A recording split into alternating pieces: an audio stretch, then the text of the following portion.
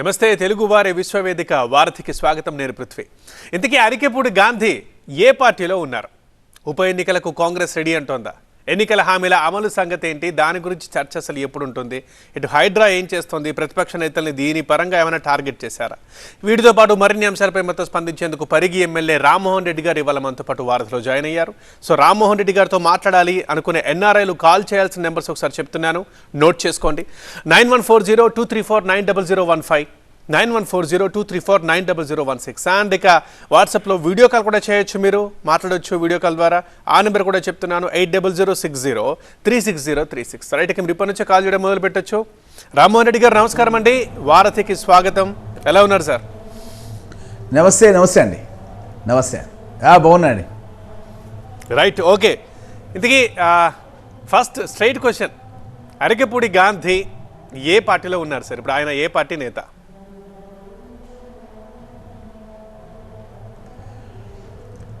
అరికెపూడి గాంధీ గారు,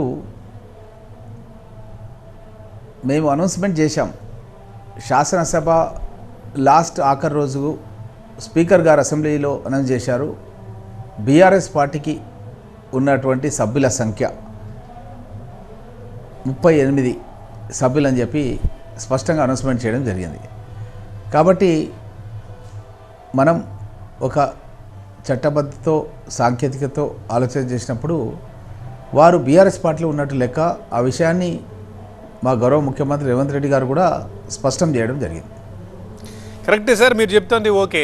కానీ ఒక్కసారి జరుగుతున్న పరిణామాలుగా మీరే చెప్పండి, ఒక సామాన్యుడిగా లేదా మీ నియోజకవర్గంలోనే మీ అనుచరులు కావచ్చు లేదా సామాన్య ప్రజలు కావచ్చు, ఏం మాట్లాడుకుంటున్నారు? ఎలా అనిపిస్తుంది వాళ్ళకి? గాంధీ బీఆర్ఎస్లో ఉన్నారు అని అంటున్నారంటారా? ఇప్పుడు ఒక విషయం మనం ఆలోచించాలండి.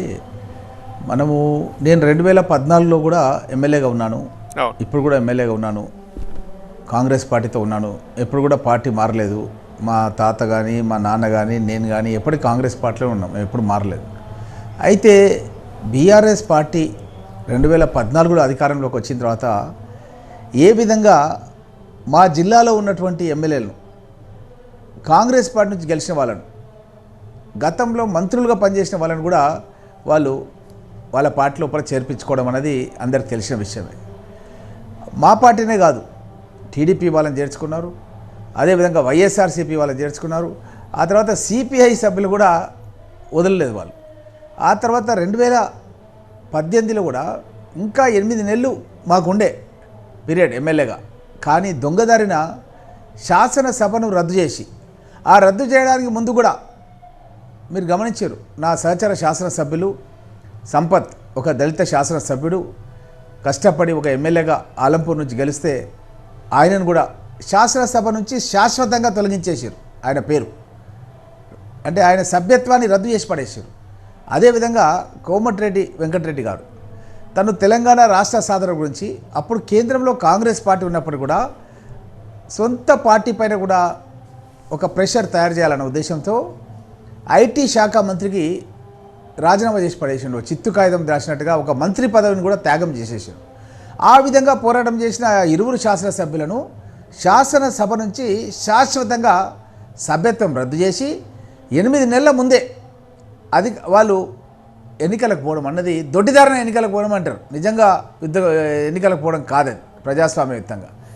అదేవిధంగా దొడ్డిదారిన పోయి ఎన్నికలకు మేము ఇంకా 8 నెలలు ఉంది కదా అని అనుకుంటే, మేము ప్రిపేర్గా లేనప్పుడే ఎలక్షన్స్కి పోయి మళ్ళీ దొడ్డిదారిన అధికారంలోకి వచ్చి ఆ 18లో కూడా మా శాసనసభ్యులను మళ్ళీ చేర్పించుకోవడం, ఇది సభ్య సమాజం కూడా సిగ్గుతో తలవంచుకునే పని. ఇప్పుడు కేసీఆర్ కానీ కేటీఆర్ కానీ హరీష్ రావు గారు ఎట్లా మాట్లాడుతున్నారంటే, 100 ఎలుకలు తిన్న పిల్లి తీర్థయాత్రలకు బదిలీతే ఎట్లుంటుంది, ఆ విధంగా వాళ్ళ గురించి ఆలోచన చేస్తారు. ప్రజాస్వామ్యం గురించి వాళ్ళు మాట్లాడే హక్కలేదు. సుధీర్ గారు మాట్లాడండి రామ్మోహన్ రెడ్డి గారితో. నమస్తే అన్న, నా పేరు జలగం సుధీర్, మాది కోదాడ కాన్స్టిట్యున్సీ వస్తుంది. జనరల్ గా ఇప్పుడు ఈ ఎమ్మెల్యేలు పార్టీ మారటం మీద మాకు కూడా కొన్ని అభ్యంతరాలు ఉన్నాయి. తెలంగాణ వచ్చిన తర్వాత మొదటిసారి కొంతమంది పార్టీ మారినప్పుడు రాజకీయ పునర్వ్యక్తీకరణ అని చెప్పి కాస్త మేము అర్థం చేసుకున్నాము. రెండోసారి అధికారంకి వచ్చిన తర్వాత పార్టీలు మారుతుంటే కాస్త ఎబ్బెట్టుగా అనిపించింది. కానీ మొన్న ఎమ్మెల్యేల వాళ్ళ భాష కానీ అదంతా అభ్యంతరకరంగా ఉండే. మేము ఎన్ఆర్ఐలకు ఉండి ఏమీ మీతో మాట్లాడలేము, గవర్నమెంట్ దృష్టి పట్టుకపోలేము కాబట్టి ఇక్కడ హ్యూస్టన్లో అంటే టెక్సాస్ రాష్ట్రంలో హ్యూస్టన్లో ఉన్న భారత కాన్సులేట్ వరకు మేము కొంతమంది ఎన్ఆర్ఐలను కలిసి మా అభ్యంతరాన్ని, మా నిరసన వ్యక్తం చేస్తూ అక్కడి నుంచి భారత ప్రభుత్వానికి, తెలంగాణ ప్రభుత్వానికి కూడా మా నిరసనను తెలపాలని చెప్పి మేము చెప్పినాము. ఎందుకంటే చట్టాలను ఉపయోగించుకుంటూ మరీ అభ్యంతరకరంగా ఎమ్మెల్యేల పనితీరు బాగాలేదు. దానికి మా నిరసన వ్యక్తం చేశాము. రెండవది కూడా ఏం చేశామంటే ఇంత మహిళలను కించపరిచేటట్టు మాట్లాడిన ఎమ్మెల్యేలను అమెరికా వీసాలు రద్దు చేయాలి, అమెరికా కూడా తీసుకురావద్దని చెప్పి మా నిరసన వ్యక్తం చేశాము. దయచేసి మీరు కూడా ఎమ్మెల్యేలు అందరూ కూడా కాస్త అంటే ఎవరైతే ఒకరిద్దరు ఇటువంటి అభ్యంతరకర మహిళలను ఉద్దేశించి మాట్లాడుతున్నారో ఒకసారి మీ సహచర ఎమ్మెల్యేలు ఇటువంటి అభ్యంతరకర వ్యాఖ్యలను పునరాలోచించుకుంటారని, ఒక గౌరవప్రదమైన క్లీన్ పాలిటిక్స్ మీరు నెక్స్ట్ జనరేషన్ అందిస్తారని ఆశిస్తున్నామన్నా. Thank you. రైట్ సుధీర్ గారు. రైట్ రామ్మోహన్ రెడ్డి గారు. సుధీర్ గారు చెప్పిన దాంట్లో ఒక చాలా వ్యాలిడ్ పాయింట్ ఏంటంటే మధ్యకాలంలో కొంచెం మాటలు కూడా ఒక పార్టీగా అనట్లేదు, ఒక నేత అనట్లేదు, కాస్త మాటలు అట్లా ఉండకపోతే బాగుంటుందని ఆయన అంటున్నారు. ఇది చాలా మంది వేదన కూడా. ఆన్సర్ చెప్పండి రామ్మోహన్ రెడ్డి గారు. సుధీర్ గారు టెక్సాస్ నుంచి మాట్లాడిన దానికి నేను పూర్తిగా తనతో ఏకీభవిస్తున్నాను. ఒకసారి మనం ఆలోచన చేయాలి. గతంలో రాజీవ్ గాంధీ గారు ప్రధానమంత్రిగా ఉన్నప్పుడు పార్టీ ఫిరాయింపులు అనేది జరగదు, ఒక 2/3 మెజారిటీ ఉండాలి. నిజంగా ఏదైనా అంశాలు ఉన్నప్పుడు, తప్పని పరిస్థితులు ఉన్నప్పుడు 2/3 మెజారిటీ సభ్యులు ఉంటేనే అది పార్టీ మార్చే అవకాశం, ఒక ఎల్పీగా మారాలి. కానీ ఈ విధంగా మారొద్దన్న ఉద్దేశంతో రాజ్యాంగాన్ని సవరణ చేసి ఒక యాంటీ డిఫెక్షన్ లా అన్నది ప్రధానమంత్రిగా మొట్టమొదటిసారిగా మన దేశంలో తీసుకొచ్చినటువంటి వ్యక్తి రాజీవ్ గాంధీ గారు. అయితే ఆ తదుపరి వచ్చినటువంటి ప్రభుత్వం బీజేపీ ప్రభుత్వం 10 ఏళ్ళు ప్రభుత్వంలో ఉన్నారు. ఇప్పుడు మరొకసారి గెలిచారు. మరి చట్టాలను మేము మారుస్తాం, ఈ డిఫెక్షన్కి వ్యతిరేకంగా ఉంటాం. ఎవరైనా ఒక సభ్యుడు కనుక పార్టీ మారితే అదే రోజు వాళ్ళ యొక్క చట్టసభలో ఉన్నటువంటి పదవి ఎమ్మెల్యే కానీ ఎంపీ కానీ ఆటోమేటిక్గా డిస్క్వాలిఫై అయిపోయే విధంగా చట్టాన్ని తీసుకొస్తామని మేము మేనిఫెస్టోలో పెట్టినాం. కాంగ్రెస్ పార్టీ తరఫున మల్లికార్జున్ ఖర్గే గారి అధ్యక్షతన మేము మేనిఫెస్టో కమిటీలో పెట్టినాం. కానీ దురదృష్టవశాత్తు మాకు అధికారంలో రాలేదు. వాళ్ళు ఇస్ బార్ 400 అని చెప్పి దుష్ట ప్రచారం చేసి ఎగ్జిట్ పోల్ కంపెనీలను కూడా ప్రభావితం చేసి దొంగదారిన అధికారంలోకి వచ్చారు. మీకు తెలుసు, నితీష్ కుమార్ గారు కూడా 2 ఏళ్ల ముందు మాయంబడి ఉన్నారు. గత ఎన్నికల్లో చంద్రబాబు నాయుడు గారు కూడా 18లో మాయంబడి ఉన్నారు. అయినా సరే వీళ్ళందరినీ కూడా ఆకట్టుకునే విధంగా దుష్ప్రచారాలు చేసి అధికారంలోకి వచ్చి ఈరోజు వాళ్లకు బాసటగా ఉన్నటువంటి పార్టీలు ఇవి బీఆర్ఎస్ పార్టీ కూడా మీకు తెలుసు, మొన్న ఎంపీ ఎన్నికల లోపల 0 సీట్లు ఎట్లా వచ్చినాయంటే వాళ్ళు బీజేపీకి సపోర్ట్ చేయడం పట్టుకనే వాళ్ళకి 8 సీట్లు వచ్చినాయి.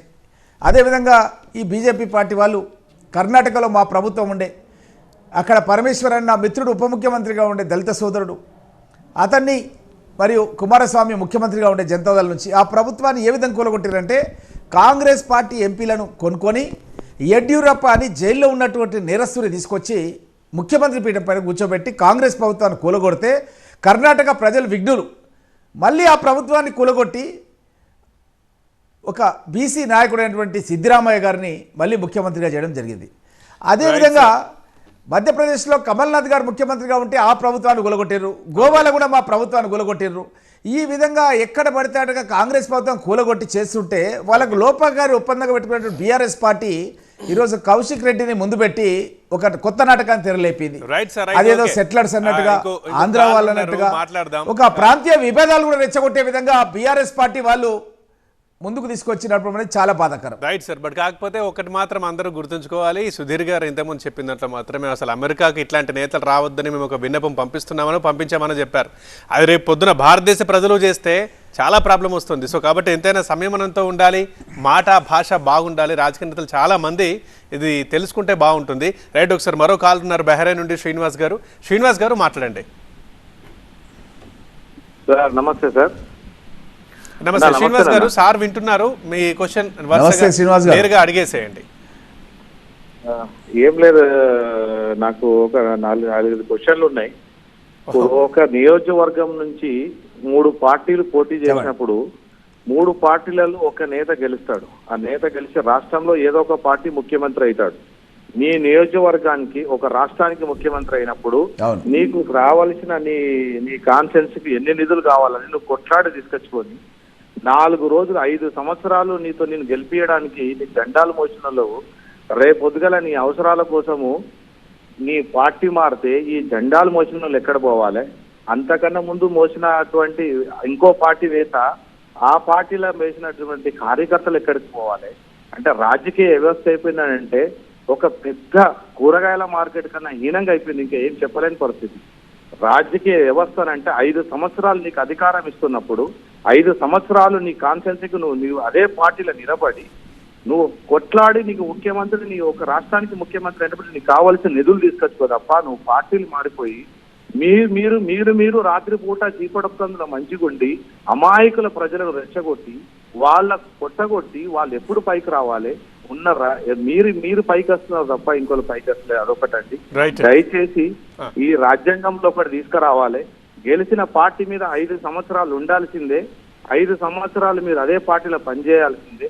కేసీఆర్ చేసిన తప్పు రేవంత్ రెడ్డి చేస్తాడు, రేపు రేవంత్ రెడ్డి వచ్చేస్తే రేపు బీజేపీ చేస్తుంది, బీజేపీ చేస్తే ప్రజలు ఎక్కడ పోతారు? ఏ పార్టీని నమ్ముకోవాలి? నమ్ముకొని ఉంటారు చెప్పండి. ఓకే, రైట్ శ్రీనివాస్ గారు, చాలా మంచి ప్రశ్న అడిగారు, మంచి సలహా కూడా చేశారు. రామ్మోహన్ రెడ్డి గారు ఆన్సర్ ఇస్తారు.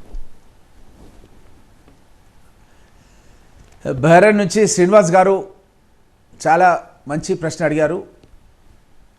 మీ ప్రశ్నకు సూట్ అయ్యే విధంగా కాంగ్రెస్ పార్టీ ఫాలో అవుతుంది. మీకు తెలుసు, దివంగత నేత భారతరత్న రాజీవ్ గాంధీ గారు తను ప్రధానమంత్రిగా ఉన్నప్పుడు మొట్టమొదటిసారిగా భారతదేశ ప్రధానమంత్రిలో ఎన్నికలకు సంబంధించిన సంస్కరణలు తీసుకొచ్చి ఎవరైనా ఫిరాయింపులకు పాల్పడకుండా ఉండడానికి ఒక చట్టాన్ని తీసుకొచ్చిండు. అదేంటంటే 2/3 మెజారిటీ ఉన్న వాళ్ళే 2/3 మెజారిటీ ఉన్నటువంటి సిఎల్పి ఇలాంటి ఎల్పి విలీనం కావాలి, కానీ ఒకరొకరుగా ఇట్లా రాజీనామా చేస్తే అది చెల్లదని చెప్పి చట్టాన్ని తీసుకొచ్చినటువంటి మొట్టమొదటి వ్యక్తి కాంగ్రెస్ పార్టీ నాయకుడు మాజీ ప్రధానమంత్రి రాజీవ్ గాంధీ గారు. నెంబర్ 1. మేము దానికి కట్టుబడినాం. ఉదాహరణకు నేను మా తాతయ్య కాంగ్రెస్ పార్టీ, మా నాయన కాంగ్రెస్ పార్టీ, నేను కాంగ్రెస్ పార్టీ. నేను 4 సార్లు ఎన్నికలు పోటీ చేసిన, 2 సార్లు గెలిచిన, 2 సార్లు ఓడిపోయినా. కానీ ఎప్పుడు కూడా నేను పార్టీ మారడం అనేది ఎప్పుడు కూడా చేయలే. అదేవిధంగా నియోజకవర్గ అభివృద్ధి గురించి కూడా మీరు చెప్పారు. నియోజకవర్గ అభివృద్ధి గురించి నేను గతం లోపల ఒక నేవీ రేడర్ స్టేషన్ పెట్టాలి నా పరిగి నియోజకవర్గంలో, ఒక బిహెచ్ఎల్ బీడీఎల్ ఆర్డినెన్స్ ఫ్యాక్టరీ లాగా ఉండాలని చెప్పి కష్టపడి గత ప్రభుత్వం బీఆర్ఎస్ ప్రభుత్వం ఆపినా సరే వచ్చే నెల 15వ తారీఖు అక్టోబర్ 15వ తారీఖు రోజు ముఖ్యమంత్రితో నా కాన్స్టిట్యున్సీలో నేవీ రేడర్ స్టేషన్ 2,500 కోట్లతో ఒక బిహెచ్ఎల్ బీడీఎల్ ఆర్డినెన్స్ ఫ్యాక్టరీ, ఒక టౌన్షిప్, ఒక నావల్ స్కూలు అంతా కూడా ఏర్పాటు చేస్తున్నాం. అదేవిధంగా 800 కోట్స్తో నా అప్పా జంక్షన్ నుంచి నా పరిగి కాన్స్టిట్యున్సీ మన్నెగూడ వరకు కూడా ఒక 4 ట్రాక్ రోడ్ తీసుకొస్తున్నా. అది కూడా 15వ తారీఖు రోజు ఫౌండేషన్ నెక్స్ట్ మంత్. అదేవిధంగా రైల్వే లైన్ ఎంతో కష్టపడి రైల్వే మంత్రినే గతం లోపల కాంగ్రెస్ మునియప్ప ఉన్నప్పుడు కేంద్రం లోపల పరిగి తీసుకొచ్చి మీటింగ్ పెట్టి 50% నిధులు తీసుకున్నాను. ముఖ్యమంత్రిగా కిరణ్ కుమార్ రెడ్డి గారు ఉన్నప్పుడు మిగతా 50% తీసుకున్నాను. బీఆర్ఎస్ ప్రభుత్వం వచ్చి నన్ను ఇబ్బందులు పెట్టింది. ఆ రైల్వే లైన్ ఆపేసి సిద్దిపేట కలుసుకొని పోయింది. అయినా సరే నేను భయపడలేదు. ఇప్పుడు మళ్ళీ ఆ రైల్వే లైన్ కూడా శాంక్షన్ చేయించుకున్నాను. అదే విధంగా సాగునీటి ప్రాజెక్ట్ కూడా అందరు ఎమ్మెల్యేలు ఉండాలని ఆయన కోరుకుంటోంది. ఎస్, మీరు అంటుంది 100% కరెక్ట్. మీలాగా అందరి నేతలు ఎందుకు తప్పకుండా అదే ఉంటాం. అయితే ఇప్పుడు అదేనండి. అయితే ఎందుకు ఉండట్లేదంటే ముఖ్యంగా ఈ 2014 నుంచి బీఆర్ఎస్ పార్టీ కేసీఆర్ నాయకత్వంలో ముఖ్యమంత్రిగా అయినప్పటి నుంచే ఇలాంటి రాజకీయాలని పెరిగినాయి. మీరు గమనిస్తున్నారు. నా సహచార శాసనసభ్యుడు యాదయ్య చేవెల నుంచి ఎమ్మెల్యేగా ఉండే కాంగ్రెస్ అతన్ని తీసుకెళ్ళి బలవంతంగా చేర్పించుకున్నారు. నేను మళ్ళీ అతన్ని తీసుకొచ్చి జానారెడ్డి గారి ద్వారా కండువా కప్పించి అసెంబ్లీకి తీసుకొచ్చిన. మళ్ళీ భయభ్రాంతులకు గురి చేసి ఆయనను మళ్ళీ తీసుకుపోయి మళ్ళీ కాంగ్రెస్ పార్టీలో కలుపుకున్నారు. ఆ విధంగా కూడా మా దగ్గర మంత్రులుగా పనిచేసిన వాళ్ళని కూడా తీసుకుపోయి కలుపుకున్నారు. మా జిల్లాలో అందరు చేర్పించుకున్నారు. అయినా సరే మేము భయపడలేదు, మేము కట్టుబడి ఉన్నాం.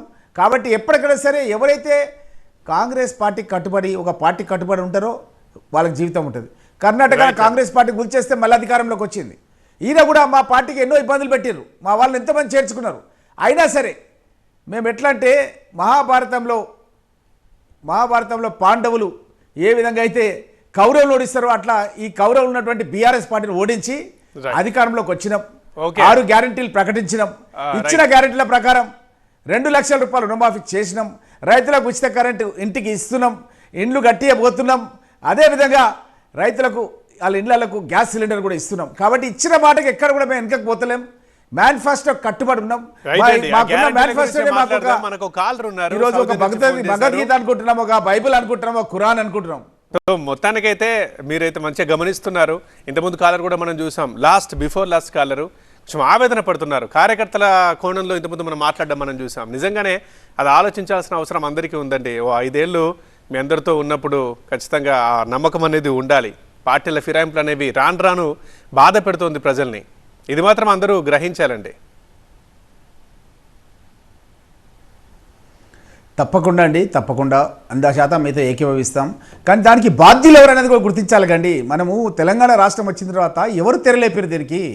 అది బీఆర్ఎస్ పార్టీ, కేసీఆర్ గారు తెరలేపింది. 2014లో మా సభ్యులు చనిపోతే కూడా కిష్టారెడ్డి గారు చనిపోయారు, రామరెడ్డి గారు చనిపోతే కూడా కనీసం మేము గతం లోపల ఎన్నికల్లో ఎవరైనా చనిపోతే వాళ్ళ కుటుంబ సభ్యులు నిలబెట్టి గెలిపించుకునే సంస్కృతి ఉండే. కానీ ఆయన పోటీ పెట్టి ఓడించే సంస్కృతి తీసుకొచ్చిండు. ఆ తర్వాత మా శాసనసభ్యులందరూ కూడా చేర్పించుకోవడం స్టార్ట్ చేసిండు. మా ఎమ్మెల్సీలను అయితే 0 చేసి పడేసిండు. ఇవన్నీ కూడా పాపాలు కట్టుకొని ఈరోజు ఆ పరిస్థితికి వచ్చిండు ఆయన. అండ్ ఇంకోటి ఇప్పుడు బాధ ఏంటంటే అభివృద్ధి గురించి జరుగుతున్న కార్యక్రమాల గురించి మాట్లాడాలి, కానీ ఇట్లాంటివైనా ఎప్పుడు బాధ అనిపిస్తాయి. ఈ ఎమ్మెల్యేలు పార్టీ మాట్లాడాలి ఇవన్నీ కోసం మీ పార్టీలకు సంబంధించిన ఇష్యూ అండి. ప్రజలకు ఇప్పుడు కావాల్సిందంటే కాంగ్రెస్ పార్టీ 6 గ్యారంటీలని అమల్లోకి హామీలు ఇచ్చి వచ్చింది పరిపాలనలోకి. సో ఆ గ్యారంటీలు మాకు కావాలి, మీరు చెప్తున్న పథకాల లబ్ధి మాకు జరగాలి, ఇది చర్చ జరగాలి. కానీ అదేంటో రోజు పొద్దున్న లేచి నుంచి రాత్రి దాకా ఇట్లా నేతలు పరస్పర విమర్శలు చేసుకుంటూ ఉంటే అది కూడా బాధ అనిపిస్తుంది. కాలం మారుతోంది సార్. ప్రజల ఆలోచన వైఖరిని ఖచ్చితంగా గుర్తుపెట్టుకోవాలి. ప్రతి ఎన్నికల్లో ఇది మనకు క్లియర్గా అర్థమైపోతుంది కూడా. ప్రజల ఆలోచన వైఖరి మారుతున్న మాట వాస్తవం. దానికి మేము తప్పకుండా అంగీకరిస్తాం. కానీ దీనికి దీన్ని ఈ విధంగా ప్రజల్లో చర్చ జరగడానికి ఎవరు కారణం?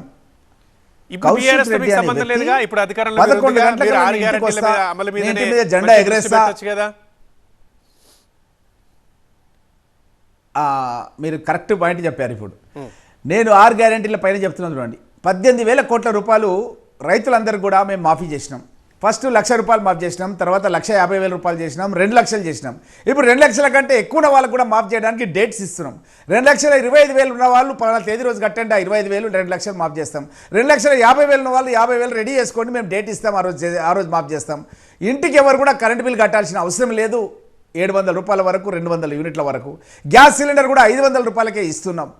ఇదే విధంగా ఇంకెన్నో పథకాలు మహిళలకు వాళ్ళకందరికీ కూడా గౌరవప్రదంగా ఉండాలని చెప్పి మేము అమ్మ ఆదర్శ పాఠశాలను తెలిసి గ్రామాల్లో ఉన్న ప్రతి పాఠశాల, చిన్న పాఠశాల కూడా 2 లక్షల నుంచి మండల కేంద్రాల్లో, నియోజకవర్గ కేంద్రాల్లో 35 లక్షల రూపాయల వరకు ఖర్చు పెట్టి జూన్ 12వ తారీఖు రోజు ఆ పాఠశాల నిర్మాణాలు పూర్తి చేసి పుస్తకాలు, బట్టలు అన్నీ కూడా ఇవ్వడం అనేది జరిగింది. ఇంతవరకు ఎప్పుడూ జరగలేదండి. అదే కాకుండా మహిళా సంఘాల లోపల కూడా ఎవరైనా ఇంట్లో కుటుంబ సభ్యులు భర్త చనిపోయినా, భార్య చనిపోయినా 10 లక్షలు ఇన్సూరెన్స్ చేసినాం. ప్రతి చిన్న మహిళా సంఘాన్ని కూడా 10 లక్షలు వడ్డీ లేకుండా రుణానికి ఇస్తున్నాం. ఊరిలో ఒక 10 సంఘాలు ఉంటే 1 కోటి రూపాయలు వడ్డీ లేకుండా ఇస్తున్నాం. ఎవరైనా మహిళ చనిపోతే ఆమె వంతు డబ్బు కూడా ఇన్సూరెన్స్ చేసినాం. ఆ మహిళ కుటుంబీకులు ఆ డబ్బు బ్యాంకుకు చెల్లించాల్సిన అవసరం లేదు. ఈ విధంగా ఎక్కడ చూసినా సరే, మొన్న మహబూబ్ నగర్లో మా ముఖ్యమంత్రి రేవంత్ రెడ్డి గారు రివ్యూ చేశారు. అక్కడ ఉన్నటువంటి క్యాంటీన్ కూడా మహిళా సంఘానికే ఇచ్చారు.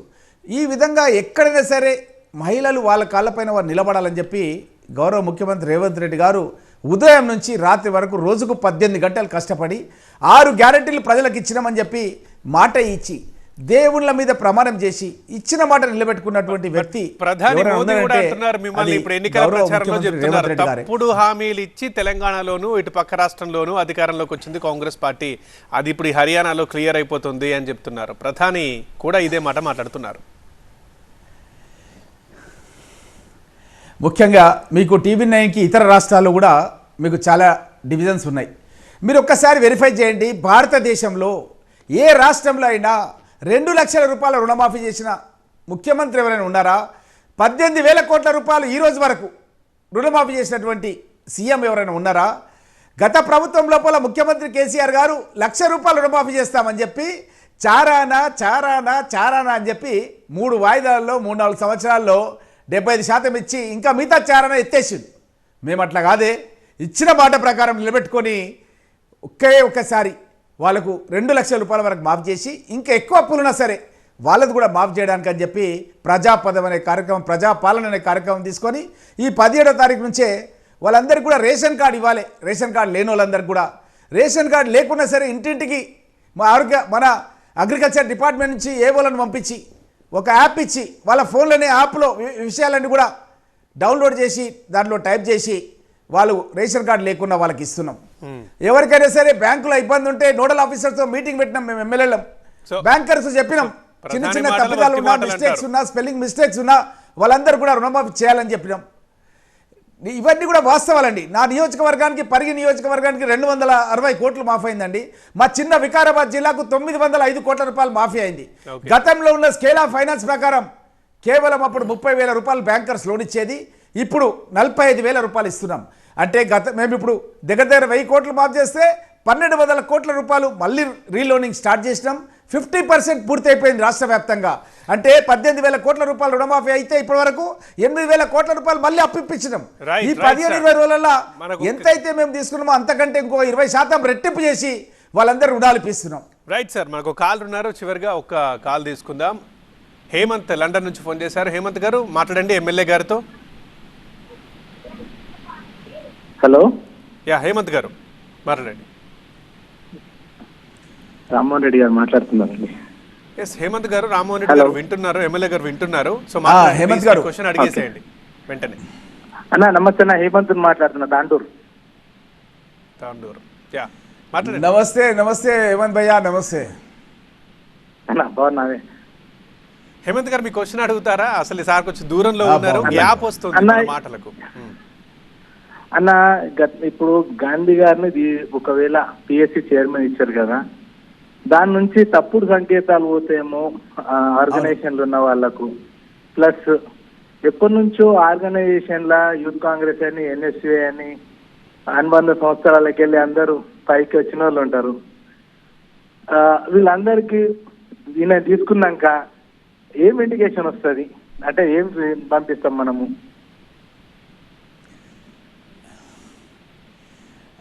హేమంత్ భయ్య, ఒక చిన్న విషయం. గతంలో కూడా బీఆర్ఎస్ పార్టీ అధికారంలో ఉన్నప్పుడు అక్బరుద్దీన్ ఓవైసీ గారిని పిఎస్సి చైర్మన్గా చేసింది.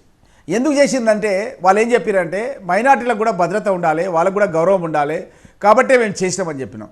మేము కూడా చెప్తున్నాం ఏంటంటే గాంధీ గారు ఒక కమ్మ సామాజిక వర్గం నుంచి ఉండి మన హైదరాబాద్ షేర్లింగంపల్లి లోపల చాలామంది వాళ్ళు గతం లోపల వాళ్ళ తాతలు ముత్తాతలు ఆంధ్రప్రదేశ్ నుంచి రావచ్చు. గాంధీ గారు ఇక్కడే ఉండి ఇక్కడే సెటిల్ అయిపోయి 3 సార్లు ఎమ్మెల్యే గెలిచిండు. ఆయన వరకు ఆయన వెనకాల ఉన్నటువంటి సమాజం ఏదైతే ఉంటుందో అది సెటిలర్స్ కావచ్చు, ఇంకోరు కావచ్చు, ఎవరైనా కావచ్చు, వాళ్ళకు కూడా ఒక భరోసా కావాలి. వ్యాపారస్తులకు భరోసా కావాలంటే గాంధీ గారు లాంటి వాళ్ళగా పిఎస్సి చైర్మన్ చేయాలని చెప్పి కాంగ్రెస్ పార్టీ భావించింది.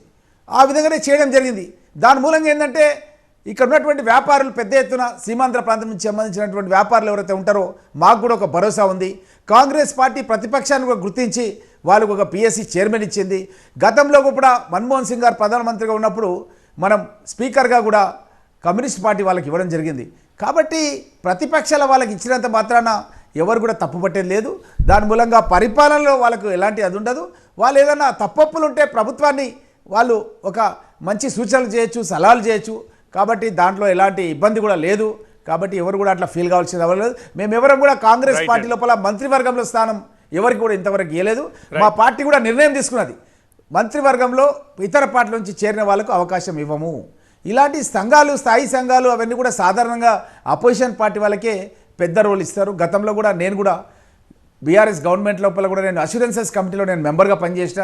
అప్పుడు చాలా విభాగాలకు సంబంధించిన ఐఏఎస్ అధికారులను కూడా పిలిచి ముఖ్యమంత్రి గారు అష్యూరెన్స్ ఇచ్చారు, మంత్రులు అష్యూరెన్స్ ఇచ్చారు, మీరు ఎందుకు చేయట్లేదని చెప్పి నేను అడిగేవాడిని. కాబట్టి దానికి తప్పేం లేదని చెప్పి మేము భావిస్తున్నాం. రైట్ అండి, టైం అయిపోయింది.